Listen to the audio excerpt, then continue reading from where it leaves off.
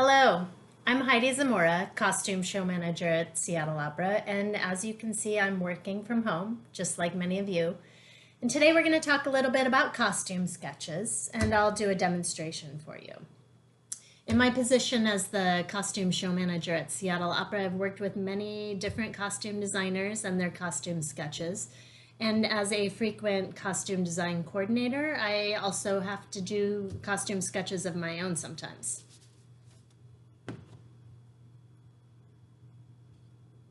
So a costume sketch is really just a communication tool. Sometimes they're beautiful to look at, but it's a tool to help us work. And a good costume sketch tells us something about the character. It tells us something about the world of the production that the design team is creating. And it gives us some clues as to how the cutters and drapers might actually construct that garment. So it's a tool used by the costume designer to communicate their ideas to the director and the rest of the design team. The costume director also uses costume sketches as a tool to budget the show and plan for each production. And it's also a tool that we use to communicate with the singer and the performer to tell them a little bit about how their character will look. So there are lots of different ways to do a costume sketch. Some people watercolor, some collage, some people use pencil or marker, but the most important thing is that it communicates what it needs to communicate. So I'm going to show you how I do a costume sketch.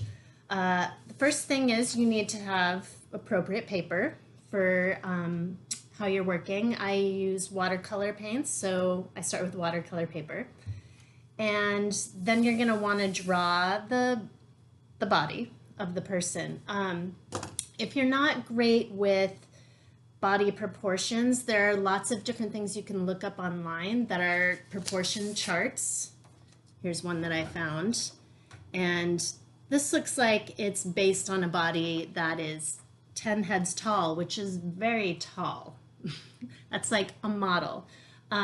So often fashion sketches are 9, 10 heads tall. I like to do my sketches about 8 heads tall. The average person is, not quite that leggy, but those are the people I draw. So I have a ruler.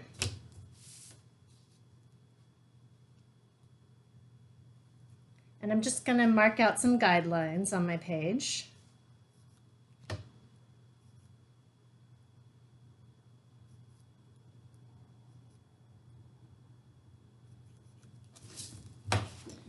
And you can't see that, but that helps me lay out the figure that I'm going to draw.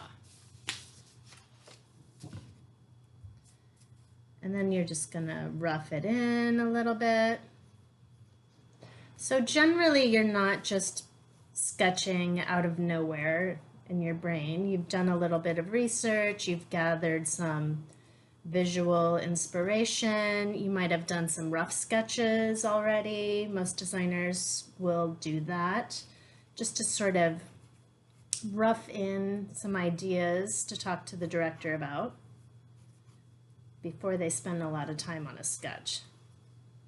So that's where it starts. Just very sketchy, rough, throw a body down on the paper. And then you're going to put some clothes on it and fill it in from there.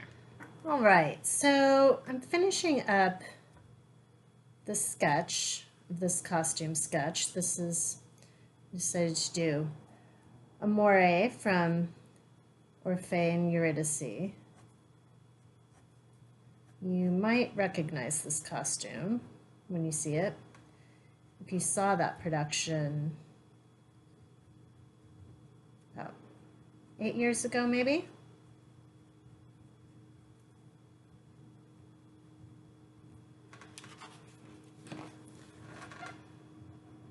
So there's our character, Amore, and we just took that body and put some clothes on her and filled it in, gave her a face. There's lots of little tricks that we do when we're drawing clothes. to tell us a little bit about how the clothing is going to hang. This is a ruffled skirt, so you can see there's just a little squiggle at the bottom there and some lines up and down to tell us that that skirt has fullness and it's not flat, it's gathered. So you can see once this is painted and finished that that's a gathered skirt, and that'll give you some clues about how to make it. So now that we have done our drawing, we're going to put some color on it. Incidentally, you always want to remember to include hairstyles in a costume sketch, because that's another thing the costume sketch is meant to communicate. It's a tool to speak with the hair and makeup designer as well. So I'm going to start with some watercoloring here and just put some color down and work in layers, and we'll see how that goes. You always want to sort of pick an imaginary light source in your sketch so that you can place some shadows and highlights and give it some dimension as well. So now that we've put down the watercolor paint on the sketch, and it looks something like this, we're going to go back and do some detail with some colored pencils and a black pen. So now we've gone back and we've done a little bit more detail work with some pencil and some pen, and our sketch is almost finished. You just want to make sure that you label your sketch, and the things that you need to know is what is the name of the opera, what is the name of the character, and what scene is that costume scene in. And then of course don't forget to sign your name. So now we have our finished sketch. This is Amore from Orpheus and Eurydice. And maybe you want to try one yourself at home, and you can post it on our Facebook. Anyway, thanks for watching, and thanks as always for supporting the Seattle Opera. Bye-bye. Bye-bye.